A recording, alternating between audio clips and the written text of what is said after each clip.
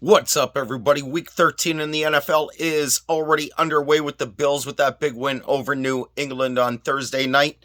First game, I'm kind of starting backwards on the schedule. I'm doing Saints at Tampa Bay. The Bucks are 3.5-point home favorites, over under at 40.5 in this game. Saints are 4-0 against spread in Tampa. Underdogs 4-1 against spread in the last 5 meetings. The road teams 4-1 against spread the last 5 matchups as well. Saints are 2-5 against spread their last 7 overall. Bucks are 1-7-1 against spread their last 9 overall. Tampa are 14-5 straight up at home.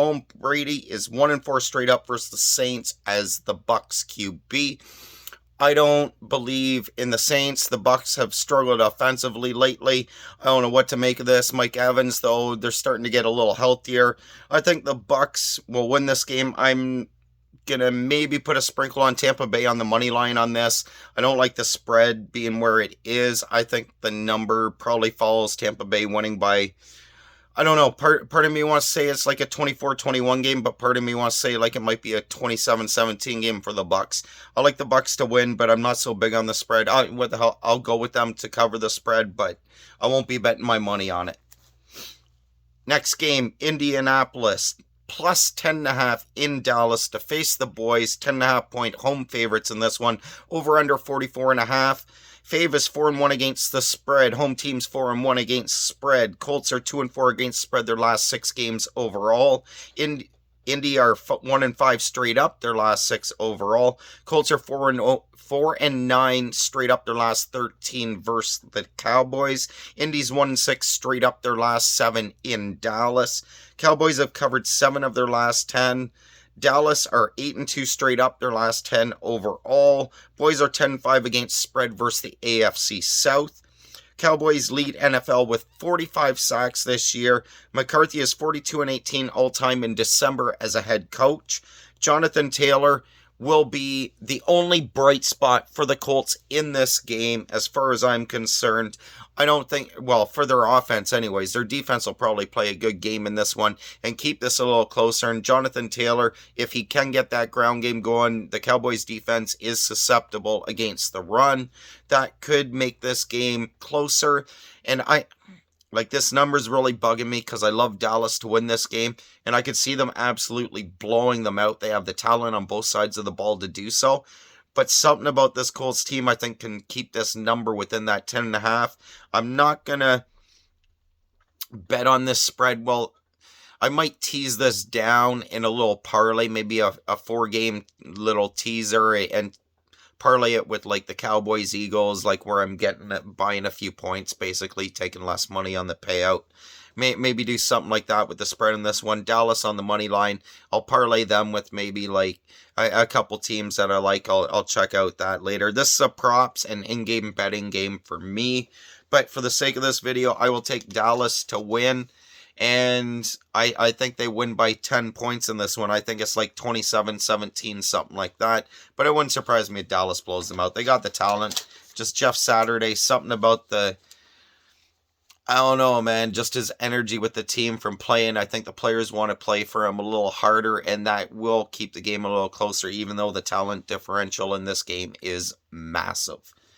Kansas City on the road in Cincinnati, who just came up with a big home win against Tennessee last week. Cincinnati is 2-point underdogs at home. The over-under is 53 on this one. The Chiefs are 1-4 against spread in Cincinnati.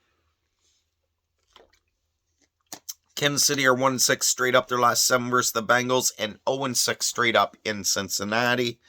Chiefs have won 14 straight games in December. Bengals are 8-1 against spread their last 9 overall. Cincy 7-1 against spread their last 8 games at home. AFC Championship game rematch in this one. The Bengals beat the Chiefs last year to go to the Super Bowl. KC's pass rush is much better. They have 21 sacks in their last 5 games, and they're 5th in the NFL with 35 sacks on the year so far. Bengals, they've allowed 35 sacks this year. That's 5th worst or 5th most, however you want to look at it, in the league so far this season. Mahomes is 1-2 straight up versus the Bengals. Jamar Chase, he is returning for Cincinnati. T. Higgins, he's gone over 100 yards receiving in the last 2 games in a row. I'm betting on Kansas City. I like Kansas City better. I think that the Bengals O line, I don't know how they made it to the Super Bowl last year with them giving up so many sacks on fucking Joe Burrow. That offensive line doesn't seem to have fixed the problems, giving up 35 sacks again already this year. I just don't know how much success you can continue to have with such terrible line play. But anyway, Cincinnati, credit to them for coming out in this game with a 7-4 record, battling Tennessee for the division now. They're within a game that I don't know what to say. I just don't trust Cincinnati with such a bad O-line. I'm taking Kansas City, and I will be betting this game. I'll take Kansas City on the money line in that small number. I'll be looking at props on both sides of the ball in this one, and a little in-game betting probably as well. Los Angeles Chargers plus 2.5 in Las Vegas to face the Raiders. Over under 49.5 in this one. Chargers are 5-2 against spread in Vegas. Underdogs 19-8 against spread in this series. Chargers are 5-1 against spread their last 6 road games. Chargers are 5-1 straight up their last 6 times they've been favorites. Vegas are 5-1 against spread versus the AFC South. Chargers D allows 5.4 yards per carry. Worst in the Super Bowl era. Forget the NFL this year. That's the worst yards per carry average, especially this deep in the season in the Super Bowl era. Josh Jacobs averages 4.2 yards per carry, but he does have a strained calf, and I think he was limited in practice this week just to make sure that he could go this week. Devontae Adams, this in-game betting for me. This is not putting my money on this. I will pick the Raiders to win and cover the spread, but I don't like this game to put my real money on, except for in-game betting and prop bets when it comes to this one again. Seattle Seahawks, 7-point road favorites in LA to face the defending Super Bowl champions who are 3-8, the LA Rams, and dealing with all sorts of injury issues and retired offensive linemen. Over under 41 on this one. Seattle are 1-6 against spread their last 7 versus the Rams. Faves 5-1 against spread. Hawks are 2-8 against spread in LA. Seattle are 1-5 straight up versus the Rams. Hawks are 1-7 straight up in LA to face the Rams. LA have lost 5 straight games. Smith has thrown multiple TD passes in 5 straight games. That's not only the longest active streak, but that's the most consecutive games he's done so in his entire career. Kenneth Walker III has 9 rushing touchdowns in his last 7 games. Rams are a league worst 2-8-1 against spread this year. Rams are 0-5 against spread versus teams with winning records. Matthew Stafford's out of concussion protocol for the Rams, but he's still dealing with some neck soreness, or I'll call it some neck issues, or some issues with his neck, because I'm not exactly sure what they are, other than some neck soreness or whatever. So we'll see his status come Sunday. And as you know, like Cup's out, and the Rams have just been beat up this year. If I am going to put money, it's going to be on Seattle, but I don't think I'm going to lay money with a touchdown in this game. That scares me a little bit. Maybe if the line moves to a 6.5, I'll put money on Seattle. I think this would just end up being a push. I might parlay Seattle on the money line with a couple of other teams that I like, where I just don't like the spreads or the lines, like Baltimore's and lines like that. Miami, 4.5-point underdogs in San Fran to face the Niners. Over under 45.5. Underdogs 4-1 against spread. Road teams 4-1 against spread. Dolphins have won 5 straight. Miami are 4-1 straight up versus the Niners. Dolphins are 6-1 straight up versus the NFC West. Miami are 13-7 against spread their last 20 games overall. San Fran are 11-5 against spread their last 16. Niners are 4-1 straight up their last 5. San Fran are 8-1 straight up their last 9 games at home. Niners are 2-6 straight up versus the AFC East. Strength versus strength here. Miami's offense versus the Niners' defense now that it's healthy. Miami's won 5 straight. San Fran's won 4 games in a row. They're both hot. 2 of the hottest teams. Will Deebo Samuel play? Elijah Mitchell's is out. McCaffrey has knee soreness. What a surprise. I think McCaffrey's season is coming close to an end. He'll last maybe another week or two if he lasts this weekend. I will be betting on the Dolphins on the point spread. I will be betting the Dolphins on the money line. I'll be looking at props and in-game betting on this game. I like Miami. I think they're the better team. San Fran, I know they've been playing well. I know their defense has allowed the fewest big plays with like 45 or whatever the number is this year. But I don't think they faced a team like Miami.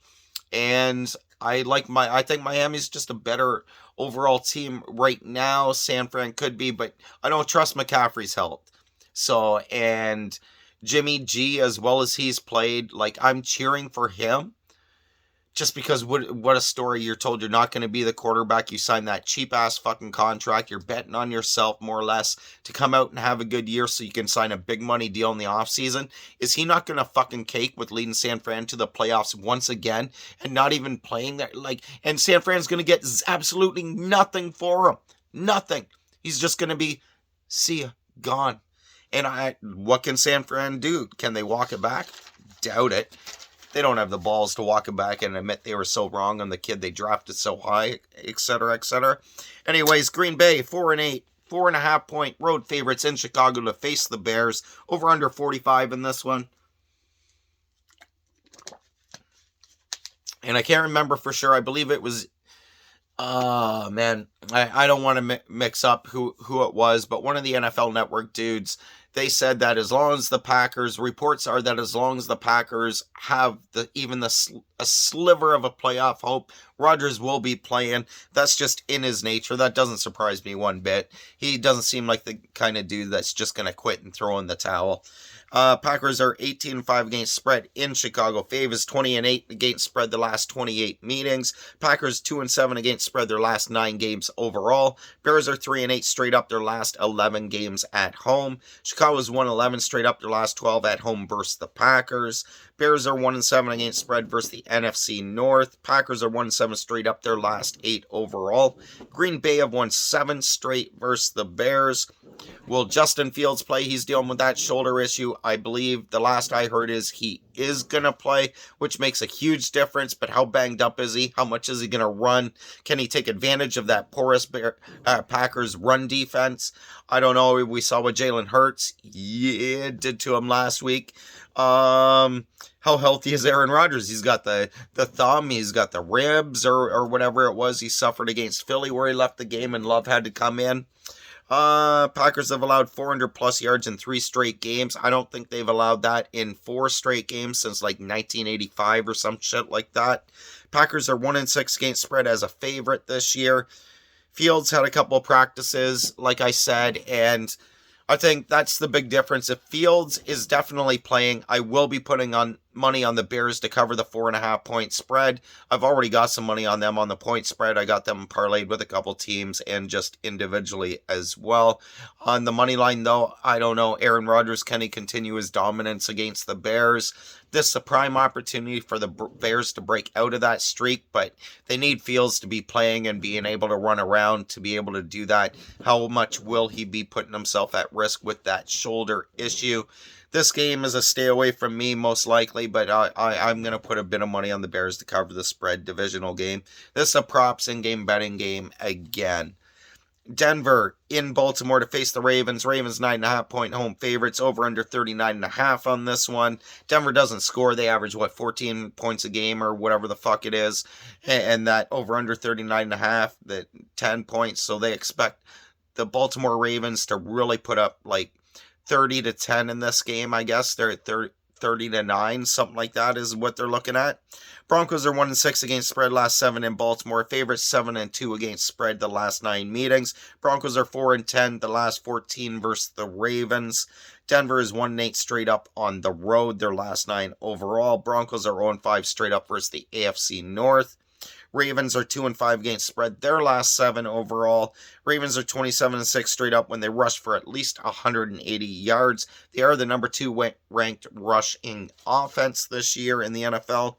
Ravens late game collapses continued last week. That was fucking brutal. The Ravens have really fucked me on the spread this year quite often. I'm glad I've teased them down a couple times. I use same game parlays to bring that point spread number down and parlay it with like a low couple things just to get that value up.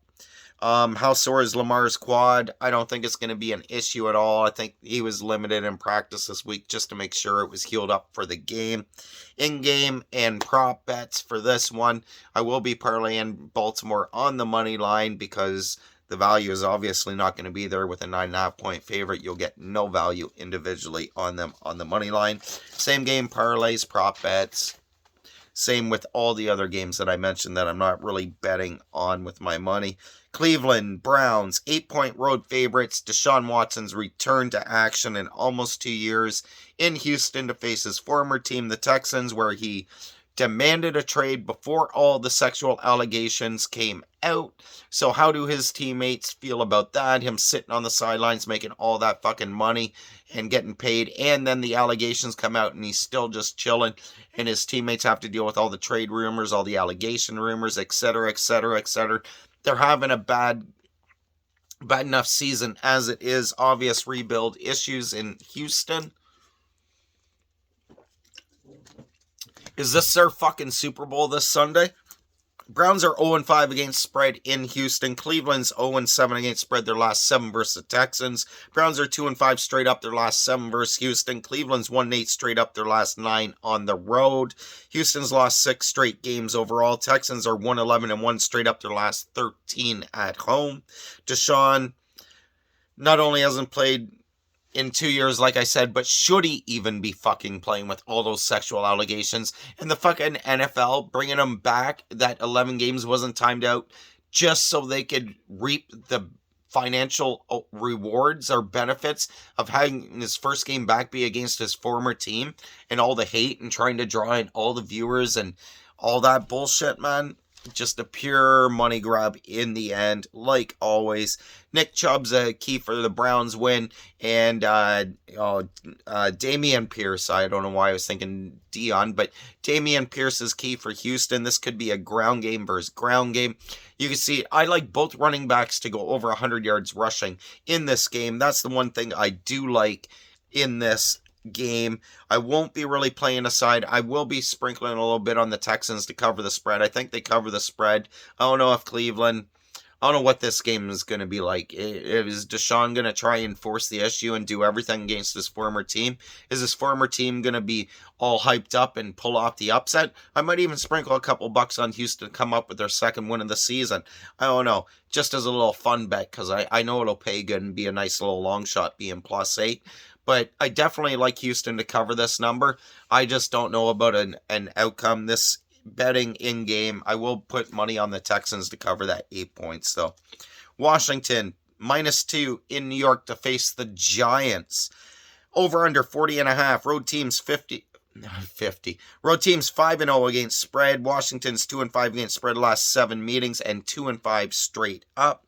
Unders 18-4 last 22 times these two teams have played in New York. Commanders are 6-1 against spread their last 7 overall. Washington 2-6 straight up versus the NFC East. Giants are 6-2 against spread their last 8 overall. New York's 0-5 straight up versus the NFC East.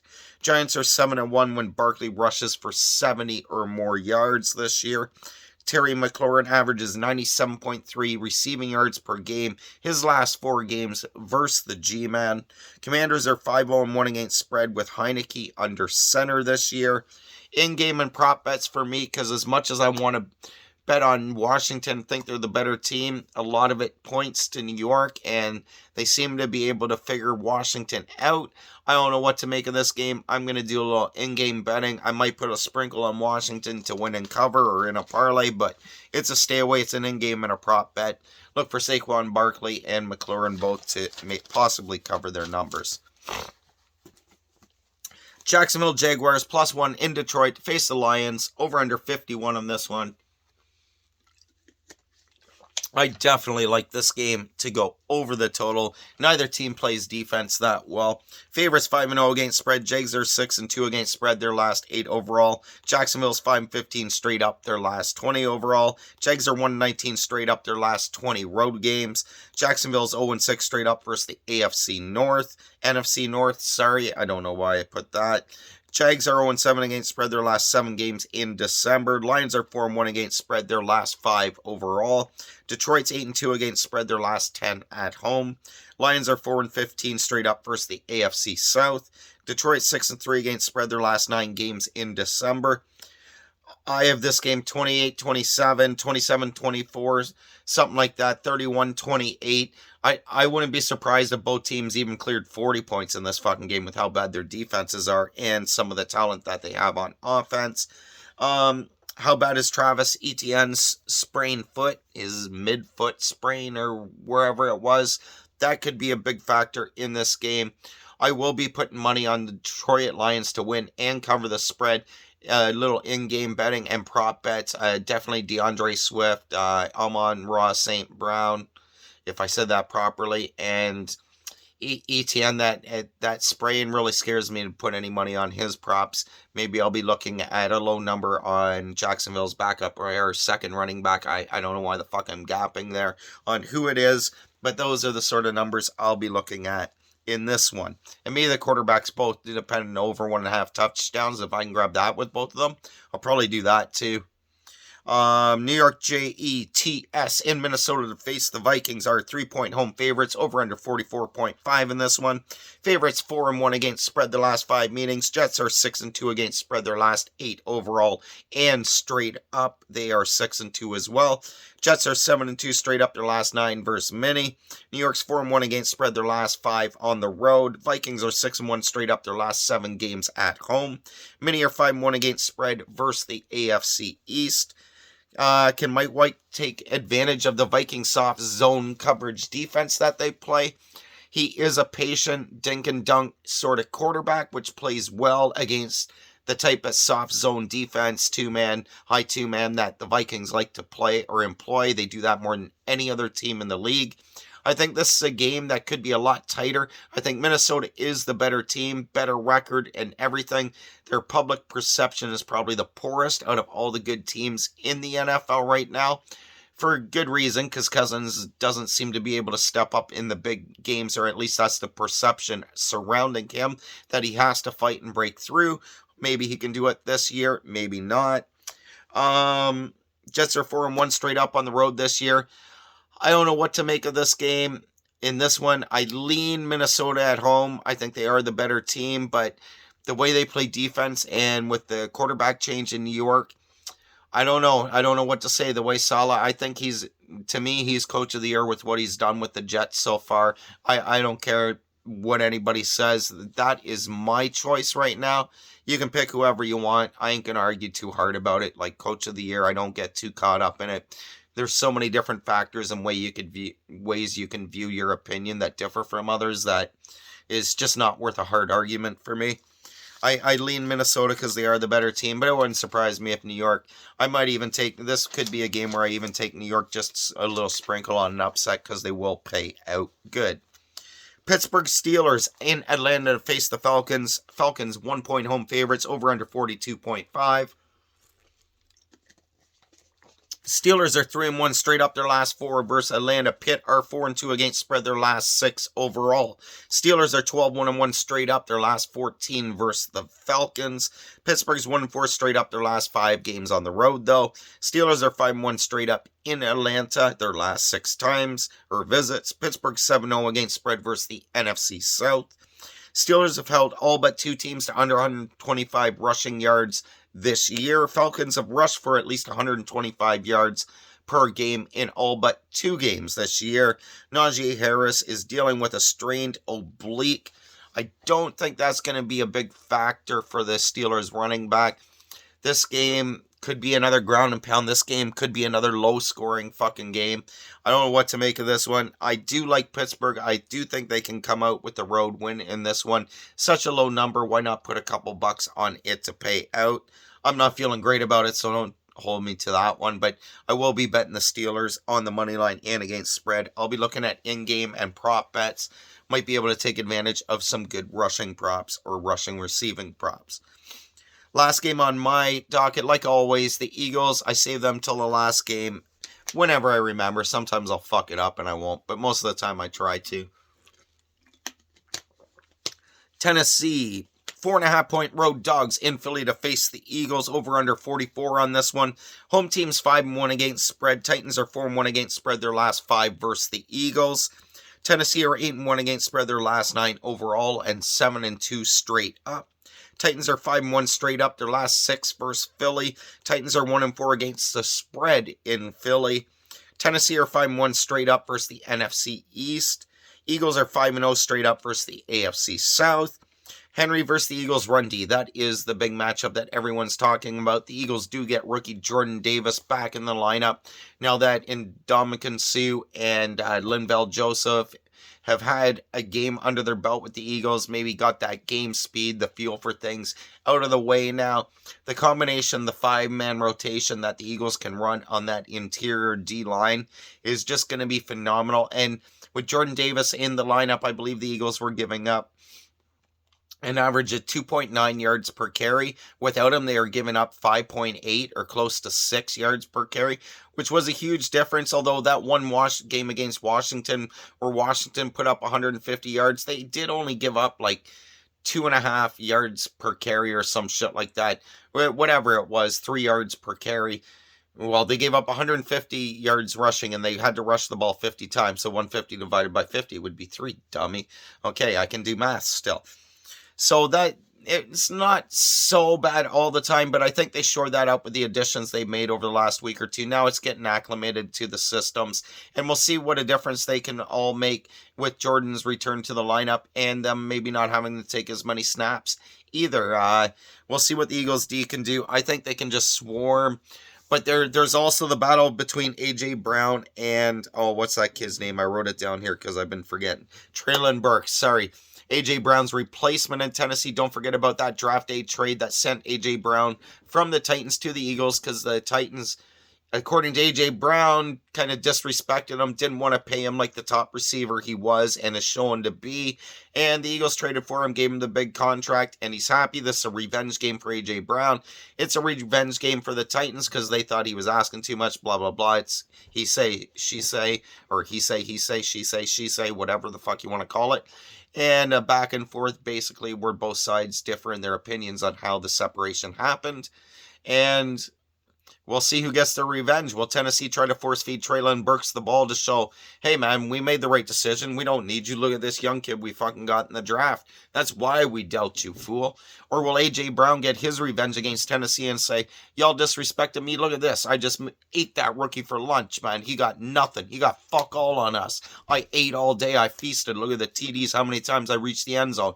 I don't know what to make of this game. Are they going to feed Henry the ball? Will the Eagles just stack the box and dare Tannehill to beat them with his arm, which I think is the smart way to do it? I don't want to let Henry get loose. Look what the Bengals did by doing exactly that against Tennessee last week. It worked. Tennessee hasn't lost 2 games in a row since they started the year 0-2. I think they do lose 2 games in a row here. I'm not betting on this game. I'm staying away. I'll do in-game betting. I'll do prop bets. I'll be taking Derrick Henry props. I'll be taking A.J. Brown props. Jalen Hurts probably.